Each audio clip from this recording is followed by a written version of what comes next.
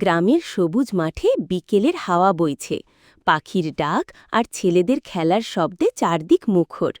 এই মাঠেই প্রতিদিন দুই বন্ধু রাহুল আর সুমন ক্রিকেট খেলে। দুজনেরই স্বপ্ন বড় হয়ে একদিন বড় খেলোয়াড় হওয়ার। সেদিনও তারা দুপুরে মাঠে এসে দাঁড়াল। রাহুল বলল, আজ আমি ব্যাটিং করব আগে। সুমন হেসে উত্তর দিল, ঠিক আছে, তবে আউট হলে কিন্তু কোনো অজুহাত চলবে না। খেলা শুরু হলো।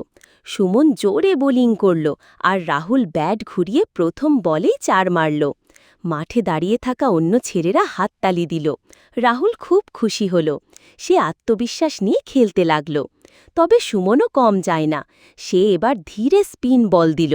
রাহুল ভেবেছিল আবার 4 হবে, কিন্তু বল সরাসরি স্টাম্পে লাগল। সবাই হেসে উঠল।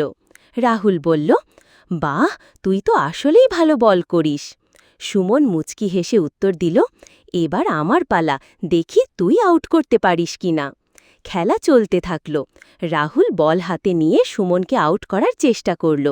প্রথম দিকে সুমন দারুণ ব্যাটিং করছিল, তবে এক সময় রাহুল দ্রুত বল ছুড়ল আর সুমন কল্পনাও করেনি বল তার ব্যাট ছুঁয়ে উড়ে গিয়ে ক্যাচ হয়ে গেল। এবার রাহুলের পালা খুশি হওয়ার। শেষে দুজনেই হেসে একে অপরকে অভিনন্দন জানাল। রাহুল বলল, আজ আমরা দুজনেই জিতলাম।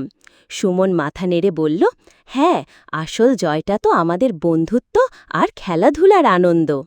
সেদিন সন্ধ্যায় আকাশে সূর্য ঢলে পড়ল, কিন্তু মাঠে রাহুল আর সুমনের হাসির শব্দ অনেকক্ষণ ধরে ভেসে রইল। তাদের ছোট্ট খেলা তাদের স্বপ্নকে আরও বড় করে দিল।